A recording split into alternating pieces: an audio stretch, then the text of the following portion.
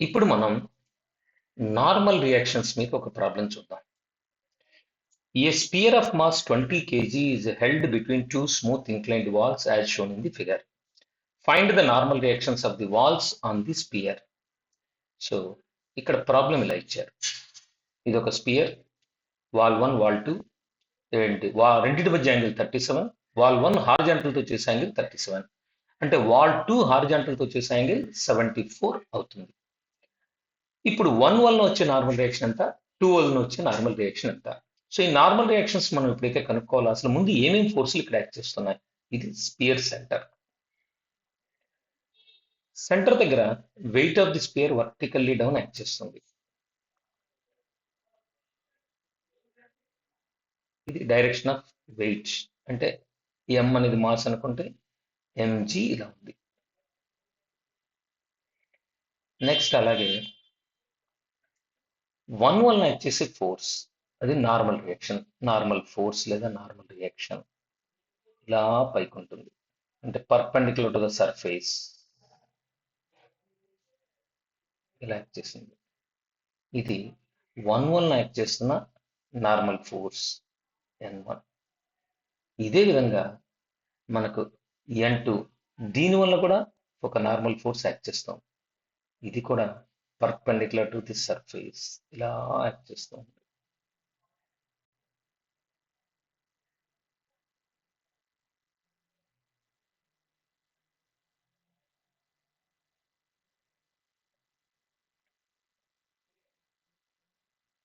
అంటే ఇది మన N2. సో మనం ఇప్పుడు N1, N2, N3 అనే 3 ఫోర్స్ యాక్ట్ చేస్తున్నాయి. వీటితో క్యాలిక్యులేట్ చేసి మనం ఫైనల్గా N1, N2 వాల్యూస్ కనుక్కోవాలి. మరలా మనం N1, N2, N3 రాసుకుంటే, ఇది కనుక మన సెంటర్ ఆఫ్ ది స్పియర్ అనుకుంటే, ఇక్కడ యాక్ట్ చేస్తున్న 3 forces, weight MG vertically down,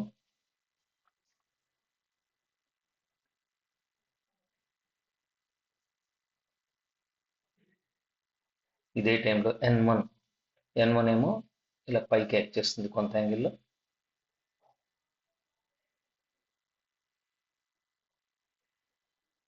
అలాగే N2 ఇది కొంత యాంగిల్లో ఇలా ఉంది.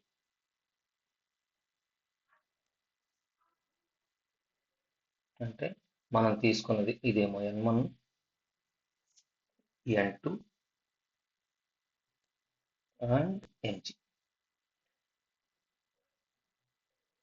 నాకు వీటి మధ్య యాంగిల్స్ కనుక కనుక్కోగలిగితే లామిస్ థియరం అప్లై చేసి మనం ఇది సింప్లిఫై చేయొచ్చు. లామిస్ థియరం ఏం చెప్తుంది, ఏదైనా ఒక పాయింట్ దగ్గర 3 ఫోర్సెస్ కన్నా యాక్ట్ చేస్తూ ఉంటే,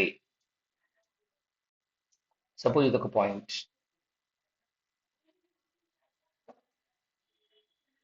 ఒక ఫోర్స్ ఏదో ఇలా ఉంది, ఏదో ఇంకొక ఫోర్స్ ఇలా ఉంది, ఇంకో ఫోర్స్ ఇలా ఉంది, ఏవో 3 ఫోర్సెస్ ఏ యాంగిల్స్ లోనే యాక్ట్ చేయొచ్చు. F1 కి ఆపోజిట్ లో, అంటే F2, F3ల మధ్య యాంగిల్ ఆల్ఫా, F2 కి ఆపోజిట్ లో F1, F3ల మధ్య యాంగిల్ బీటా, F3 కి ఆపోజిట్ లో గామా అనుకుందాం. ఇలాంటి కేసులో లామిస్ థియరం ప్రకారం F1 divided by sine of the opposite angle, అంటే force divided by sine of the opposite angle is constant, అంటే సైన్ ఆల్ఫా. అదే F2 కనుక తీసుకుంటే దానికి opposite angle beta, sine beta. ఇలాగే F3 తీసుకుంటే దాని opposite angle gamma, sine gamma. ఇది సాటిస్ఫై చేసే రిలేషన్. కాబట్టి రిలేషన్ అప్లై చేసుకోవాలి అంటే ఫస్ట్ నాకు ఇక్కడ ఉండే యాంగిల్స్ కావాలి. What is angle between N1 and N2, అలాగే MG and N2 and N1 and MG. ఈ 3 యాంగిల్స్ కనుక్కోవడానికి నేను ఈ ప్రాబ్లం, అంటే ఇచ్చిన ఈ 2 వాల్స్ ఒకేసారి కాకుండా 1 by 1 సపరేట్ గా తీసుకొని సింప్లిఫై చేసి చూద్దాం. ఇది ఫస్ట్ కేస్. ఇక్కడ ఇది మన సెంటర్ది, వెయిట్ ఏమో వర్టికల్లీ డౌన్ కిందకి యాక్ట్ చేసింది ఇలా.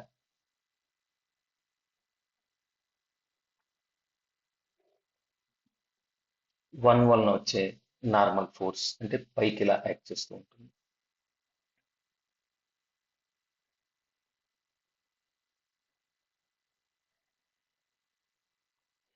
ఇది మన N1, ఇది మన MG.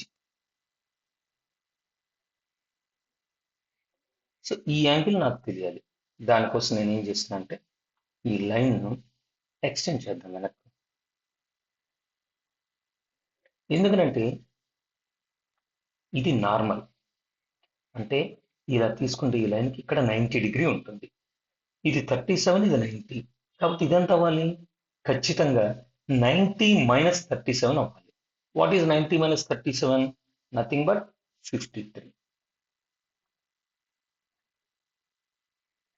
ఎప్పుడైతే ఈ యాంగిల్ 53 అయిందో ఈ ట్రయాంగిల్ తీసుకుంటాను.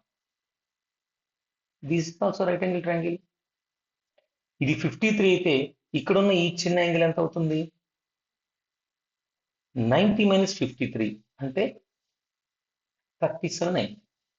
ఇది 37 అయితే ఈ స్ట్రైట్ లైన్, ఈ రెడ్ లైన్ ఉంది పైనుంచి కింది వరకు ఇలా మనం డ్రా చేసాం.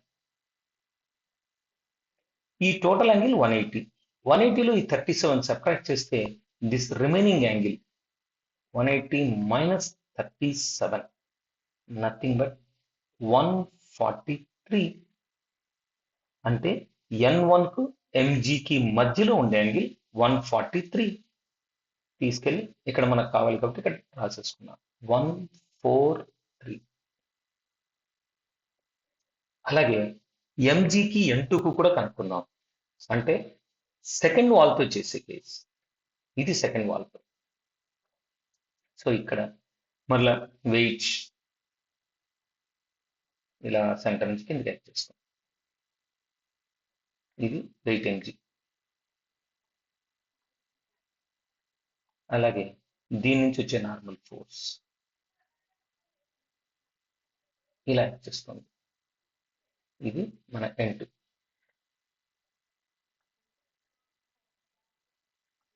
ఇప్పుడు ఇక్కడ మనకు రైట్ యాంగిల్ ట్రయాంగిల్ ఇచ్చింది. ఇది చూడండి, ఇదంతా పెద్ద రైట్ యాంగిల్ ట్రయాంగిల్.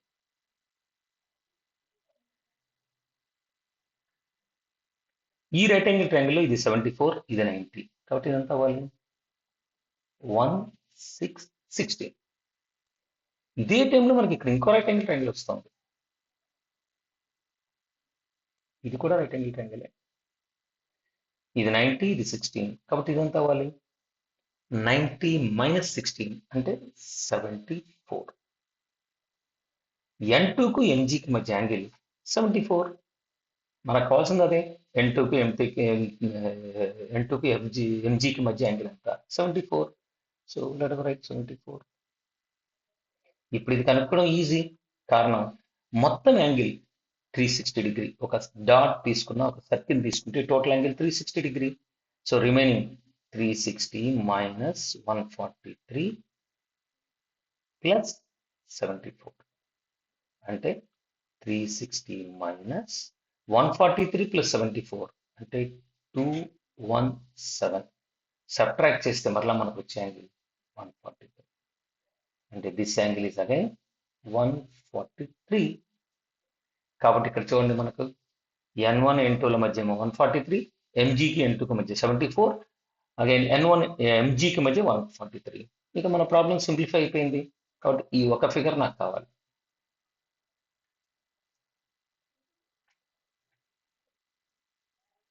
ఎందుకంటే దాన్ని యూజ్ చేసే మనం ఇప్పుడు ఫైనల్ ఆన్సర్ని కనుక్కోబోతున్నాం.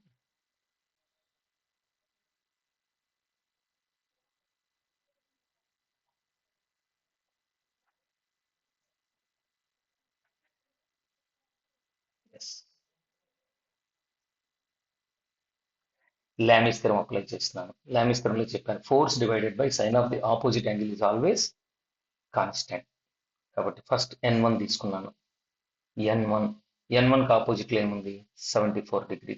అంటే N1 by sine 74 is equal to N2 తీసుకున్నాను. N2కి ఆపోజిట్ యాంగిల్ ఎంత ఉంది? 143. MG తీసుకున్నాను. MGకి ఆపోజిట్ యాంగిల్ ఎంత ఉంది? 143. అయిపోయింది. ఇప్పుడు మనకు కావాల్సినటువంటి టర్మ్స్, ఏ టర్మ్స్ కావాలి? Let us take second and third. అంటే N2 divided by sign 143 is equal to mg divided by sin 143. చూడగానే తెలిసిపోతుంది. sin 143 sin 143 క్యాన్సిల్ చేసేద్దాం. కాబట్టి implies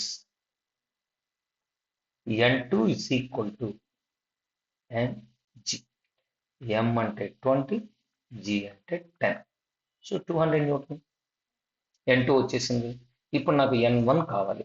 so first and last terms తీసుకుందాం. First term n1 by sin 74 is equal to mg by sin 143. దీంట్లో మనకు cancel చేయడానికి ఏమీ లేదు, నో ప్రాబ్లం. బట్ మన ఏం ఇక్కడ ఏంటి, n1 calculation. So n1 is equal to mg into sin 74 divided by sin 143. మరి ఇక్కడ ఎలా దీన్ని సింప్లిఫై చేయాలి?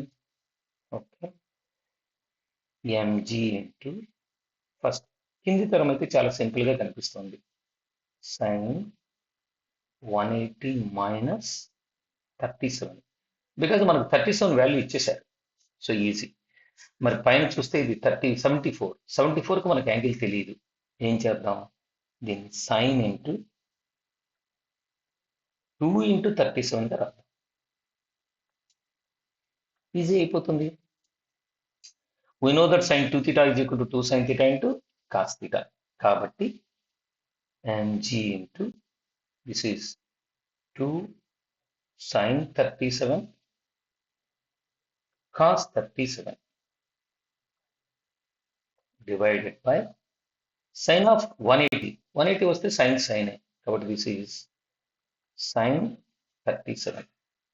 సో ఇక్కడ sin 37 క్యాన్సిల్ అయిపోయాయి.